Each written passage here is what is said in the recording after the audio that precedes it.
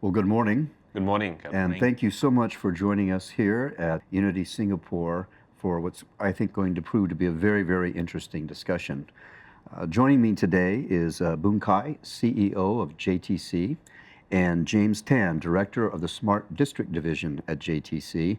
And today we're going to be talking about the ODP, very, very interesting digital twin at the scale of the size of the entire country of Singapore. Welcome, gentlemen. Thank you, Callum, for having us. Well, why don't we start with just what is JTC? Let's explain that for a little bit. For those who perhaps may not have been aware, JTC is Singapore's government agency that is responsible for master planning, building, and operating all of Singapore's industrial land. Well, we were incorporated in 1968, just shortly after Singapore's independence, and how Singapore has orchestrated the development of the economy over the years is really to not only try to attract investments into Singapore, but also try to push many Singapore's companies outwards.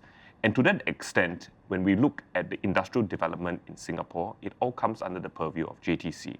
What we will do is to take a very long-term view in terms of master planning, orchestrating, designing, develop industrial land and buildings, work with the private sector in many of these areas, and in some aspects also operate our own buildings. So in a nutshell, that is what we are. We are an infrastructure agency. We look at how to look forward to build Singapore's industrial future.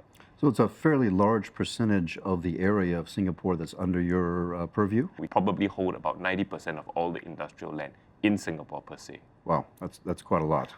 Now, does that include port operations as well? Yes and no. Some of the port land may be on industrial land, but also some of the port land may be run by the port operators themselves. So from a macro perspective, Singapore has the Urban Redevelopment Agency. They actually look at how to orchestrate the different users, and once it's in industrial, it comes within the purview of JTC. Understood. So tell us, how long have you been at JTC, James? I've been JTC for about 2.5 years. Okay. We were obviously trying to build a platform. So coming from GovTech Singapore, I brought a small team, and then together with the rest of the JTC engineers, we come together and we decided that we should build an operating system for our estates. And what were you doing prior to coming to JTC? I was part of the Smart Nation team. Of course, at GovTech, our role is to develop digital products to serve our country. And there's no question Singapore is on the leading edge of this smart nation, smart city, smart infrastructure trend that we're seeing globally. It never ceases to amaze me how invested the country is in leading edge technologies such as this. Yes, I think over the years, especially in the last couple of years, with technology going the way it is, we have now seen the need to try to integrate infrastructure with technology. I think in the past, when you talk about infrastructure building, you plan, you build, and you sort of like just leave it as it is. It's a bit of a hard stone, concrete structure that you leave there. But over the years, with all the sensors coming in, with all the technology coming in, with the ability to be able to monitor and after that do analytics, we are now discovering that when you do that in buildings per se, you can actually have an interaction with the building. You can monitor how it is in terms of the air conditioning, in terms of the systems. You can also look at how you can regulate some of this for sustainability, for smart solutions, and so on. I think we've discovered, for various reasons, including some of the constraints that Singapore is facing today, that there is huge opportunity to be able to integrate real estate for what we do, as well as technology part. So today, if you look at the advent of technology, when you talk about the sensors, when you talk about the analytics that comes with it, there's a huge chance that we can integrate this, put them into the buildings, make the buildings effectively come alive, and then it can interact with the surroundings. You can look at programming, not only just air conditioning, lights, and so on. You can control systems and so on. That's essentially what we are looking at for ODP. And if you do it right, perhaps it can proliferate all the way to users down on the ground, the consumers as well. So we've used the term ODP a couple of times now. Maybe we should define that for our audience here. What is ODP? Well, for us, we see ODP, Open Digital Platform, as a bit of an advancement of what a traditional digital twin is. So you not only use it to visualize, pull data to be able to see and analyze, but eventually a command and control system to be able to work the solutions of the real estate sector, the buildings itself, and to be able to architect solutions in a very smart way, all down to the end consumer. So what was the original vision and strategy behind ODP, and how does this fold into the larger strategy for managing the industrial estate here in Singapore? I'll leave James to talk about the technical aspects. Okay. But at its core, because JTC today manages a whole suite of real estate infrastructure, we thought that it was necessary for us, as a solution, to be able to have a platform to start monitoring all this, to be able to look at life cycle planning for many of the systems, to be able to see how that technology can help us increase productivity, come up with new solutions, smart solutions in that fact, and to be able to have this one holistic view of all our infrastructure. Now then when we do that, we then realize that that opportunity goes even further, because now you can look at smart solutions. For example, things like robotics delivery. You can then control systems in a very governed way, in a very safe and secure manner, with all the protocols put in, and to look at how we can push boundaries between the real estate and the technology side. Yeah. So James, what are the key elements of ODP? What are the fundamental functionality there that's the most important? So for the open digital platform, the part that is open is the ability for us to render services, building services to our tenants and member publics. So a lot of the challenge lies in the integration to all these building systems. Some of the systems are proprietary, and some of the systems might not even have an interface for you to interact with. So at the core of the open digital platform, there's a middleware where we translate everything into a single protocol. And that's when an application such as a digital twin can then communicate with that abstraction layer. If not, it's going to be immensely challenging for the digital twin or even a mobile app to talk to so many different systems at one time. Could you describe what PDD is and how ODP is going to help make it a more environmentally sustainable community and in fact, help the local economy? So PDD is a small area. I say small relative. It's about 50 hectares that combines not only just buildings, there are 8 of them that JTC is building, but also a university, Singapore Institute of Technology, surrounded by actually a very mature housing estate. We have decided to go into PDD a few years ago for it to be able to anchor some test bidding to see how Singapore's smart nation ambitions can be achieved.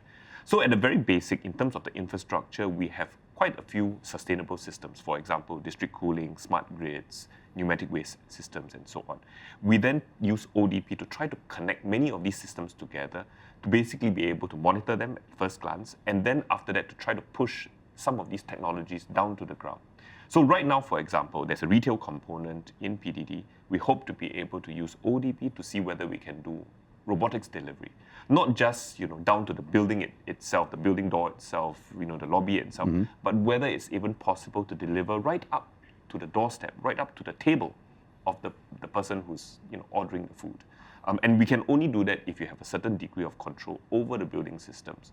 We can do simulations because PDD effectively has a large enough student base because it has the underground system there, it has a bus depot there, it also has a university, it probably will house about 22,000 professional workers. So there's a bit of a sizable number there that you can also do simulations in terms of, for example, if the underground breaks down, where do people flow and so on. And actual fact, if it really happens, perhaps that will give us some emergency preparedness. So some of these test cases, we are now looking at it in greater detail.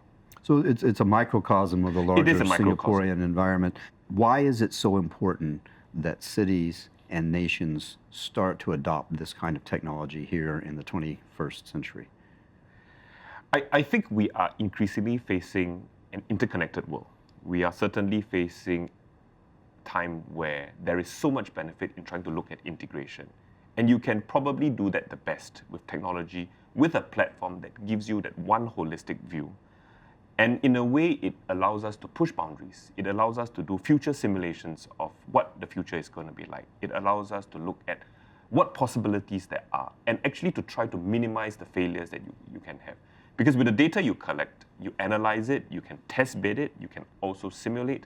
I think it really gives us this very view of into the future. It's almost like crystal ball gazing. And we hope that will, in a way, make the future a little bit more sustainable, certainly less wastage, certainly smarter, and ultimately it increases everyone's perhaps quality of life. So it's not just about managing the assets today as they are, but it's really about optimizing those assets and the energy and so forth for the future. Yes. When we looked at what perhaps Singapore's fundamental core of being a smart city or smart nation is, really at the end of the day, it is to try to make life so much easier for the man on the street. It is not something that you put back and where people don't feel the effects. You need to be able to show and feel that actually things are more convenient, things are perhaps easier to architect. With so many technology platforms today, sometimes people get confused, especially the elderly. But we hope that with a one system, right, and a simple system in the front end, notwithstanding how complex it can be back end, that actually everybody's lives is decluttered in that sense. So this isn't just for the real estate practitioner or the building operator. It really is for the citizenry as well. Well, we started it from the real estate perspective because we see a need to be able to have a platform to look at how we manage the estates. But I think as you talk about innovation and so on, the potential is really immense. And hopefully, perhaps some other agencies may then pick it up and then use it for services on the ground. So can you describe some of the practical uses that it's being used for today, maybe some of the clients that are tapping into the functionality of ODP? One of the capability is for us to try to achieve certain level of sustainability through the integration of various sensors and control functions like cooling systems, lighting systems, environmental sensors. We do a machine learning and then we try to use AI to control. But sometimes in the quest of pushing sustainability is at the expense of comfort. So what we try to do is that we want to give that feedback loop from the user back to the system. So we develop another application that can communicate with the building management system, whereby users can say, hey, this is too aggressive, could you give me a bit more cooling? And then the machine learning will train. And then it fuse the data together, and then based on some of our historical playback in the digital twin, and then we try to then, maybe we shouldn't be so aggressive in our climate control. So let's increase the cooling a little bit more and see whether we have less complaints from the ground by having less people using the app to cool the rooms down. But at the same time, then try to hit the next target level of savings. So that's just one example. How do the users communicate that feedback to you? Is it through an app? Through an app. Okay. Yep. And which you developed as well. Yeah, Yes. that's right. Yeah. So what happens today in JTC, and we're at the test bidding stage, but it is pretty much quite mature, that every officer today in JTC has the ability to control the air conditioning in the room that he or she resides in. For example, the meeting room. Typically, we put the aircon temperature at about 25 degrees. And if the weather gets too hot, for example, during the afternoon sun, the officer may choose to cool down the aircon just for that short moment. But we've also realized that with sensors, and these are non-intrusive sensors, if there's nobody in the room, actually you can raise the temperature slightly higher, perhaps to 26 degrees, 27 degrees. And then when the sensor senses that somebody then comes into the room, you can automatically lower down the temperature to 25. Some people may just want 24, but just for that short period of time, for example, when a meeting is going on. So all these things create that machine learning environment that ODP will then look at and probably try to adjust. One of the things that I think James didn't mention is we've tried to look at looking at how efficient the lifts can do. So typically in a typical office scenario, when the office workers go home at night, most of the buildings tend to lower down and shut down their lifts.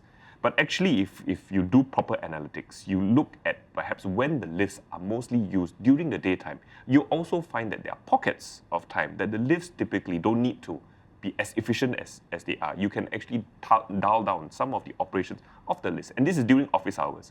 So interestingly, the team has found out, for example, in the morning, between 9 to 11, I think, that actually hardly anyone uses the lift. Because people go into the office, people sit down, people start to clear their work and so on. And there's not that many people traveling. And it's a lunchtime that people then start to come out and the lifts then start operating again. So you have that small window of opportunity to be able to dial down the operations of the lifts just during that time. And it's during the daytime, it's not in the nighttime. So this gives us the small savings that you do, but over time it adds up. It really is amazing what you can do when you now can observe the actual behavior, the actual energy consumption, versus the traditional method of either it's on or it's off, the air That's right. conditioning, right? Has it been operating long enough for you to get a sense of what the efficiencies are you think you may be able to get out of the system? So for the cooling, the biggest saving comes from the water side. Because in the cooling system, there's an air side and there's a water side. So at the air side, we're still doing benchmarking, so I don't have data for that. For the water side, the cooling tower, I think we have run it over the last 1 month. We have achieved about 30% of the cooling fan. Okay, I wouldn't say it's the entire system, but from the cooling fan perspective, we are able to achieve 30% savings. For the lift systems that CEO talked about, that's about 7% extra savings by shutting down some of the, quite a number of the lifts during that window of 9 to 11. And actually between 2 to 4 p.m. as well. But these are meaningful numbers. This is really going to add up as you take this across the time. entire Over time. city and over time, no doubt. We have a dream of obviously trying to put ODP and some of these sensors into as many buildings as possible. So we start with the newer estates. So we tried it on at the summit, which is where JTC's HQ is. We have put it in 2 other buildings in Woodlands North Coast, some new buildings, and then hopefully eventually in PDD, Punggol Digital District. And as time goes by, we will try to fit out into more and more buildings that we have. And I think once you look at it in a sizable manner, you probably could get some meaningful savings out of it. In the limit, how much of Singapore will the ODP eventually be able to manage? Well, we start off with the perspective that perhaps at first glance we will look at industrial properties first. Because we've been looking at building industrial districts for some time. Over time, perhaps if other government agencies are prepared to join us. But we do recognize that I think for digital twins in Singapore and for many cities, you can have multiple versions. So it's really the mix and match. What do you need the twin for the use case for? What do you actually need the data to collect? What do you need the data to analyze?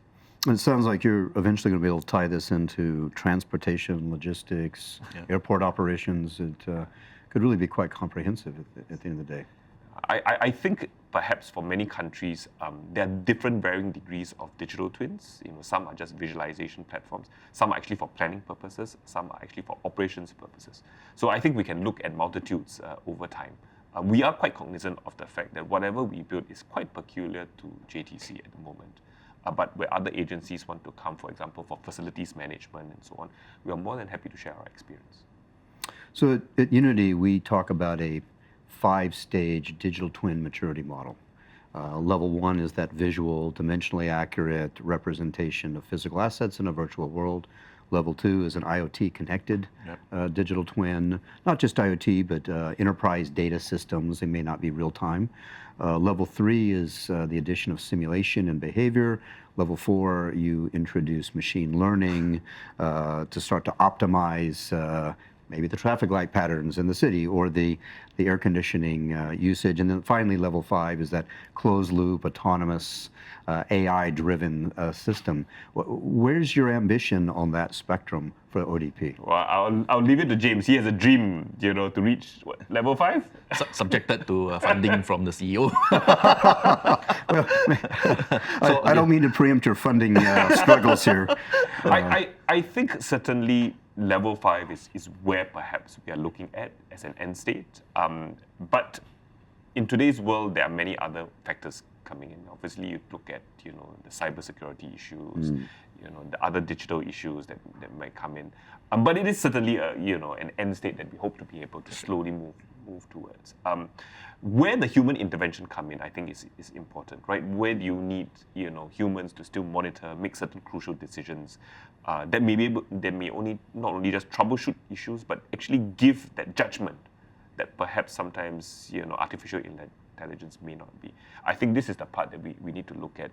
We need to look at the governance structures, right? Who has access to what, who can control what, because this is obviously quite critical going forward in the particularly difficult, challenging environment that we have. Well, I think we're certainly seeing this human-in-the-loop concept even in AI-based systems. I think we're going to still be learning as a society. Even automated vehicles still have a steering wheel, Yes. just in case.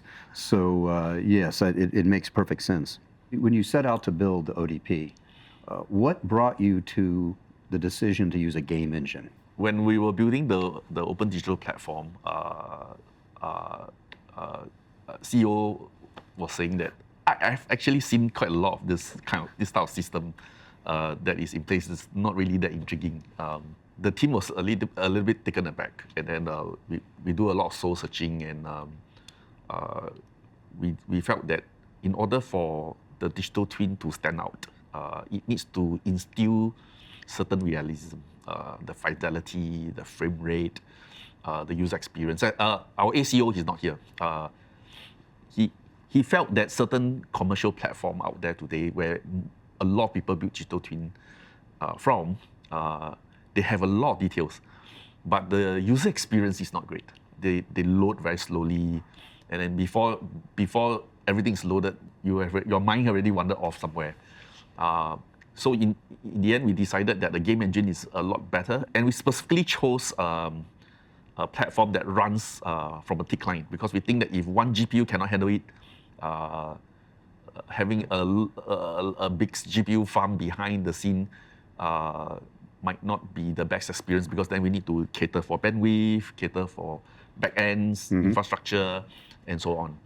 So we chose, we narrowed down the game engines to a few. Of course, Unity is one of them.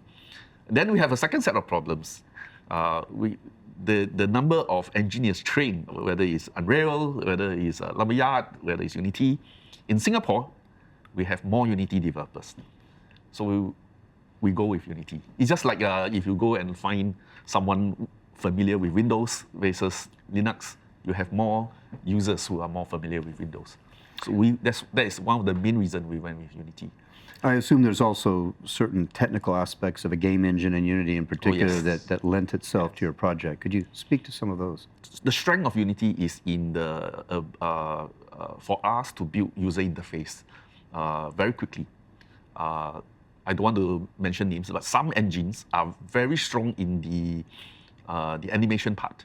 It's good to have, but it's not where our focus is. Our focus is, it still needs to give us the ability to create dashboards, use very quick and user-friendly user interfaces, the buttons, the drop-down boxes, and the coordinate system must be easy to use and interpret, because we have to bring in BIM data. We have to bring in geospatial data sets. The coordinate system must be easy to manipulate, and so on. So this is where Unity stands out. In recent years, of course, there's been a lot of discussion of the Metaverse. And that can mean a lot of different things to different people. How do you all think about the Metaverse, and where does the ODP, in your mind, fit into that idea? For us, we are still struggling to find use case for the Metaverse. We do feel that maybe at some point, we might use it for our marketing purpose, spice up our physical real estate by having a digital copy of it. Exactly what kind of business model, we don't have something in mind. In reality, I think the collaboration part might be a bit more useful. So for example, we have been using the digital twin to work with our colleagues in other agencies. We use the digital model to discuss how, when their part of the infrastructure connects with ours, and then we visualize it. So they still use paper, but then when our team went with the 3D models, they were like, wow, okay, let's visualize how that will be. But as we move the technology forward, instead of them finding a cafe and look through a laptop and talk about the 3D models, they can actually log in from their own offices, and then they can collaborate using the Metaverse and say, oh, this is how the tunnel should look like, this is where we should put the escalator and so on. I think that's when the Metaverse will come alive.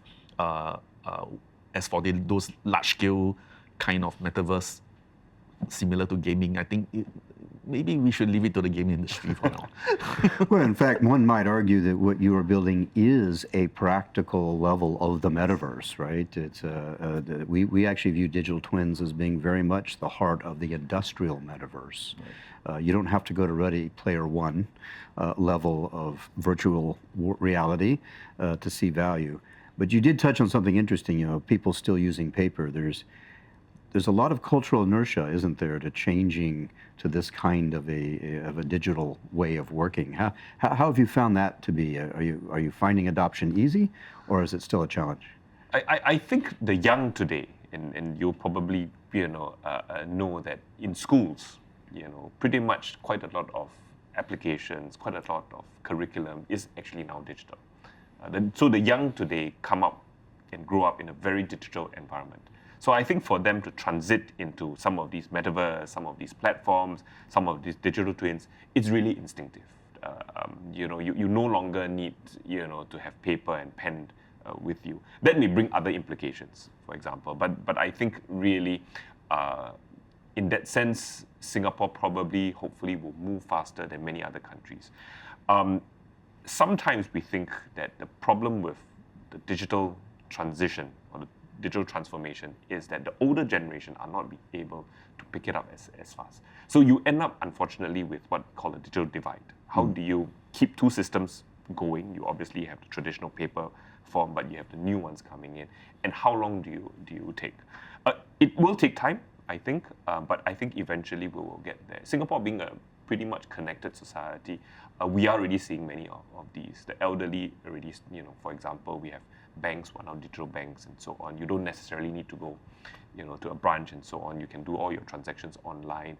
Even for Chinese New Year, when we give out the red packets, the government is, already saying, why don't you give digital red packets and so on. So there's a bit of a concerted push, in part also because it's sustainable. You don't want, for example, to keep printing paper or money and so on. But for many other Asian countries, for many other ASEAN countries, perhaps the transition will take just a little bit longer. When you think about where adoption is going to move the quickest within the industrial estate, do you see certain industries that are more quickly picking up on the value of the ODP than others, or is it fairly homogenous across your various industrial sectors? I think many of the bigger companies realize that digitization is something that they will have to embark on sooner rather than later for various reasons, including sustainability, being able to track carbon emissions and so on.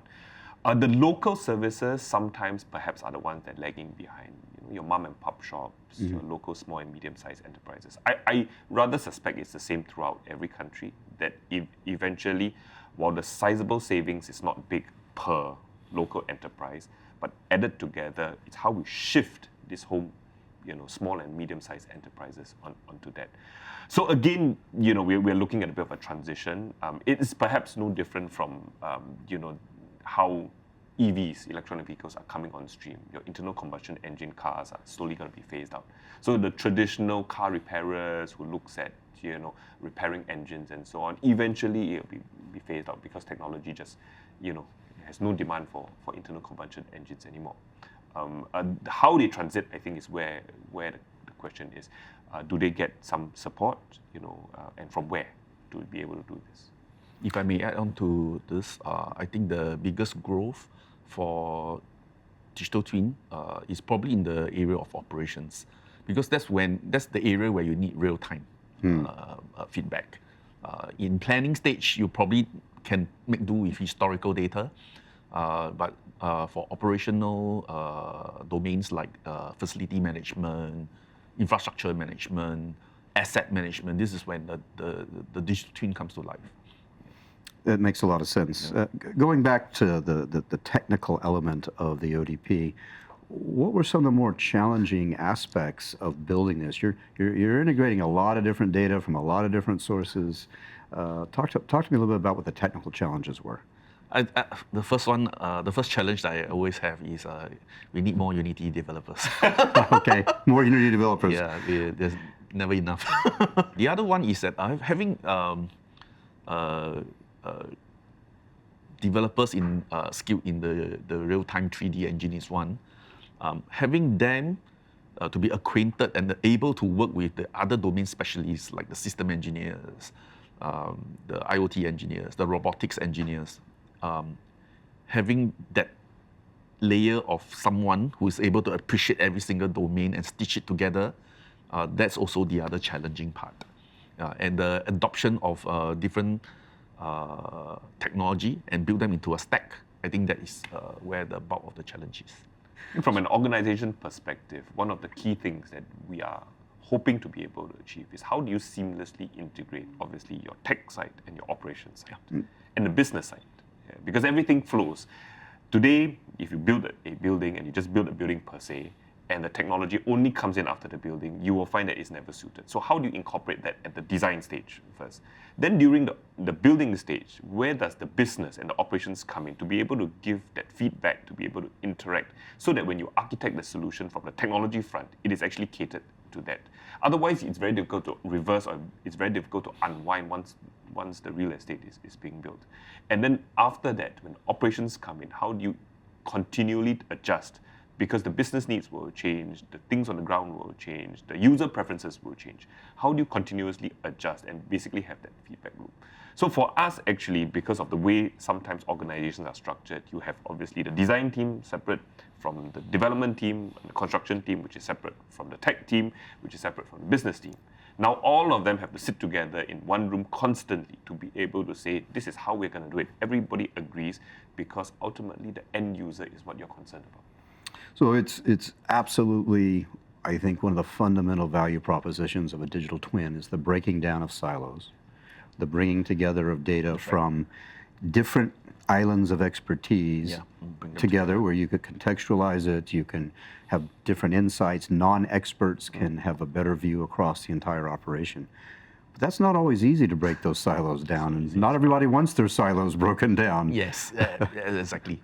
It's like in our fire command center, you have a security manager, you have the facility manager, and the facility managers are divided into the lift systems, the escalator system, the door systems, the waste management system, the cooling system, and then every one person is just managing different system, and then they have different consoles. Now we're just trying to bring them all together into one console. So we've talked about sustainability as one of the key overarching benefits of the system. When you think about other benefits to society, to citizens, to businesses, what else do you hope to see beyond the energy conservation, sustainability, and I guess efficiency of operation that you've mentioned so far? From an ecosystem perspective, I think it's important to know where the user journey ultimately is. So it's not just in PDD, right? PDD is just one small ecosystem within a larger context of not only just Punggol, but within Singapore, right? So where does that user journey go to? Somebody, for example, comes to PDD to work. He or she finds it very smart. But how can this translate into subsequently, perhaps when he goes home or she goes home, right? And whether perhaps over time, some of these analytics can even proliferate the preferences, after work or during the transport system and so on. So we see this in a way as trying to transcend that entire human journey, right? The life journey, the day journey, for example, and then how you can interact that to make ultimately the life more meaningful. It's a bit of a dream, because in PDD, we're just looking at one locality, but we hope that whatever works in PDD, eventually perhaps we can implement it Singapore-wide. I think it's a fantastic vision, and maybe we'll end on that note. But I have to believe that you're probably getting a lot of interest from other governments around the world. You're probably hosting delegations. What advice do you give others when they come and say, how do I even start something like this? We start from the perspective that we have problem statements that we need to solve. We are not building a platform, then going about looking for the problem, right? We don't have a solution looking for the problem. We actually have a real life problem. For many of perhaps others who come to us and say, where do you start? First and foremost, I think conviction is necessary. You need to believe quite in a fairly stubborn form, that this is the journey that you embark on. The second part, I probably, James will tell you, it's a very long journey. He started this a couple of years back. When I joined JTC, they had already started. But I think we all had this shared vision of where the end point is. And that shared vision could have moved several years. So we hope that whoever comes on stream will believe with us in the shared vision and continually work on it. So it's a bit of a progressive step. You can't just get the solution right the first day. You just sort of like need to plug it in, very much like real estate. You plan for it a couple of years, you see the building comes up, the dream comes up, and then you need to continue, and not only continue for the next couple of years, you need to continue for many years down the road. Yeah, if I may add, Please, James. We hosted a couple of delegates from different countries, even private developers. I think the biggest challenge for most of them will be because they outsource everything. They don't have control to all the systems that they built. And in the end, when they try to integrate them, they realize that they couldn't break down the silos. They're silos within silos. Singapore is a little bit more unique because the government retains quite a bit of control, yeah, which is why we are able to have that jump start. So for countries like those that we spoke we spoke to, the first step is to identify the areas that they want to get the control back, and do it. Then they can build what they hope to achieve. Yeah. Don't rush. Work with the right parties and stay the course. Yeah, that's right. Sounds like excellent advice. I have to say I'm tremendously grateful to both of you all for joining us today. It's been a fantastic discussion. Thank you. Thank you. Thank you for having us. Thank you very much. Yeah.